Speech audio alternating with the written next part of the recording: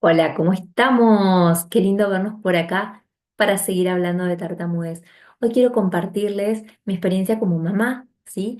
Con la tartamudez de mis hijos y cómo hacíamos con el tema del colegio. Em, Como ya he contado en otros videos, en el jardín comenzaron a trabarse.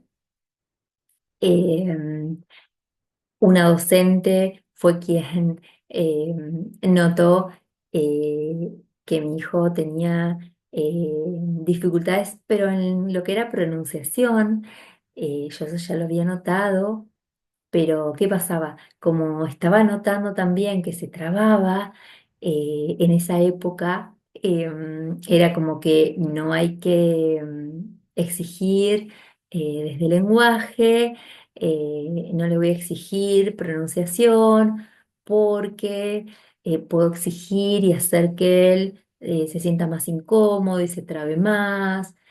Entonces, como que no había hecho la consulta con un colega, debo confesar, y estaba esperando a ver qué sucedía, eh, que esa docente, cuando mi hijo tenía 4 años y medio, me diga, Agustina, me acuerdo tal cual porque me dijo Agustina, me da vergüenza decirte esto a vos, porque era fonoaudióloga, ¿no? Pero me parece que en el lenguaje tal, y bueno, y yo le dije que sí, que ella lo había notado, pero que lo que yo había notado y ella no, porque esto pasa a veces, eh, la tartamudez no se nota en el colegio o en el jardín, ¿no? Que ya eso no lo había notado, pero me animó a hacer la primer consulta. No era con una colega especializada, empecé por una fonoaudióloga para evaluar lenguaje,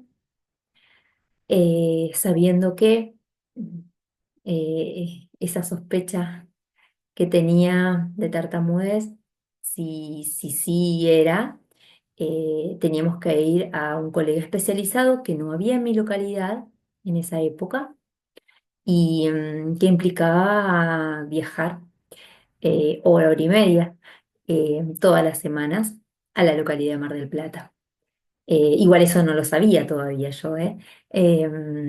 Entonces, bueno, fui con una colega para evaluar, empezaron a trabajar algunos aspectos del lenguaje, pero seguían apareciendo las trabas y cada vez eran más notorias. Y acá estaba la no aceptación, debo confesar de mi parte, el esperar que eso pasara, no tenía conocimiento al respecto, no estaba formada en tartamudez, el conocimiento que era el de la facultad, nada, que un poquito. Entonces, y era mi hijo, y no se nos caen los papeles ahí, ¿no? Así que bueno, cuando llegamos finalmente a la colega especializada, iniciamos el proceso terapéutico y bueno, a partir de ahí informar al jardín, eh, llevar orientaciones todos los años todos los años hasta que tuvieron su alta fonoaudiológica, incluso después que tuvieron su alta fonoaudiológica, yo seguía yendo al colegio a comentar lo que sucedía, a contar lo que ellos necesitaban, a preguntar cómo era su desempeño. Y sí, era una madre un poco molesta, debo confesar. Em, toda una semana antes yo ya pedía reunión para hablar con las docentes. em, y muchas veces se preguntaban por qué iba, ¿no? Porque desde lo que era pedagógico ellos no tenían dificultades. Bueno, y en muchas ocasiones era sorpresa por lo que yo les estaba comentando. Siempre recuerdo que me decían, por ejemplo, yo iba preocupada porque mi hija, por si hablaba, pero acá habla un montón, ¿no? Y bueno, y esas cosas, ¿no?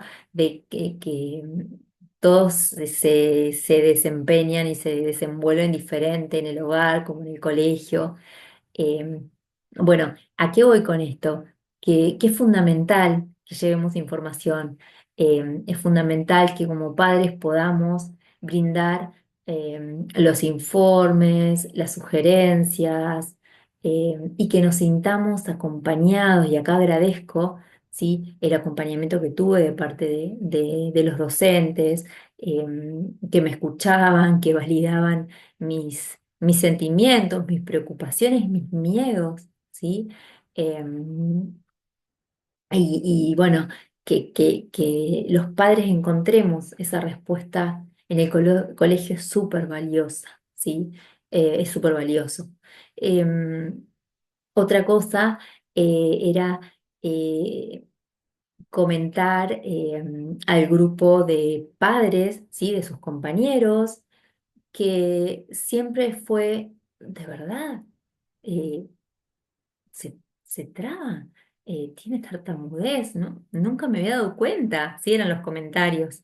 Eh, y decirlo, sí, que lo que sucede, los desafíos que presentaban, tanto su comunicación como en el aspecto social, por la tartamudez. A ver, que no eran grandes desafíos, ¿no? Pero para un padre sí que lo es, ¿no? Cualquier desafío, por pequeñito que sea de su hijo, eh, se vive de una manera eh, particular, son nuestros hijos. Eh, Eso, el hablar también bueno, con otros padres al respecto, eh, el estar alerta cuando quizás se reunían en casa con amigos, por si les decían algo, ¿no? Em, eh, Eso que tenemos los papás de querer, ¿no?, estar ahí todo el tiempo. Bueno, y es aprender a soltar, ¿no? Es aprender a soltar. Me acuerdo que ya con el alta, mi hijo cuando ya tenía el alta fonoaudiológico, yo la llamaba a su fono, le decía, tiene que dar examen y no sé qué hacer. Y ella me decía, confía, confía que lo va a poder, ¿no? Em, bueno, en época de pandemia, me acuerdo que al principio ellos estaban en una clase de Zoom, en una clase de inglés, me acuerdo, y yo estaba en otro ambiente de la casa, pero uno escuchaba porque teníamos que estar ahí, mi hijo era chiquito en ese momento y el tema de la compu, ¿no? Y yo escuchaba que por ahí le hacían una pregunta y él contestaba bajito o no llegaba a contestar y pasaban a otro compañero, y él no había tenido su tiempo, además de que por su timidez también había hablado un poco bajito. Entonces yo me acuerdo que me comuniqué con esa docente, le expliqué, ella me reagradeció la información que le estaba dando y después escuchaba que le preguntaban y le volvían a preguntar. eh, para ver realmente si es que había hablado bajo, si es que él quería participar y no había tenido su tiempo, porque a veces no nos damos cuenta, ¿sí?, de que hay un otro del otro lado que está necesitando más tiempo, ¿sí?, o necesita que lo animemos a participar. Ojo, a veces no quieren, ¿no? Y prefieren escapar de esa situación y uno tiene que tratar de que no sea así. Em, y bueno, eso es lo que por ahí quería transmitirles. Em, No es fácil, no es fácil hasta que uno no acepta. Al principio, cuando yo empecé a notar que mi hijo se trababa, tenía mucho miedo, ¿sí? ¿Qué le van a decir? ¿Se van a burlar? Y después no sucedió nada de eso, ¿sí? Por supuesto que estuvieron acompañados por el profesional, por los padres, por sus padres, digo, por la familia, que iba colaborando, cada uno de la manera que podía, ¿no? Porque no todos, a ver, y los que necesitamos hacer el trabajo realmente son papá y mamá que estamos en casa, ¿no? El entorno debe colaborar, por supuesto, pero eh, a veces es más difícil. Eh, yo me acuerdo que por ahí le comentaba a la Fono, no, pero no sabes, no sé, está con tal persona y lo apura un montón, o no sé, no le da el tiempo que, y bueno, y no podemos estar todo el tiempo controlando esas situaciones. A veces hay que dejar, ¿sí? Que los chicos encuentren esas herramientas para poder comunicarse con esa persona que quizás lo apura o lo interrumpe o por ahí le tira algún comentario que no debería, pero bueno, confiar, sí, y empezar a soltar un poco también, porque el tratamiento es empoderarlos a ellos de que su voz vale, que lo que tienen que decir es importante, no importa cómo lo digan, ¿no? Bueno, eh, estas situaciones son las que por ahí más recuerdo, animarlos a que lleven información al colegio, no tengan miedo de contar lo que les sucede a sus hijos, no tengan miedo de que sean etiquetados. Nosotros debemos tomar como algo natural la tartamudez, que por supuesto no es fácil, ¿sí? A ver, no, a ver, les estoy diciendo que a mí me costó muchísimo tiempo, muchísimo tiempo.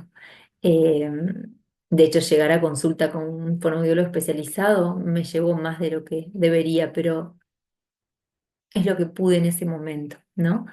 Eh, y por eso es que mi principal motor, mi principal propósito es que se hable de tartamudez. Y en eso les pido a ustedes que compartan, que comenten, que hagan circular esta información y que seamos cada día más personas hablando de tartamudez. Gracias.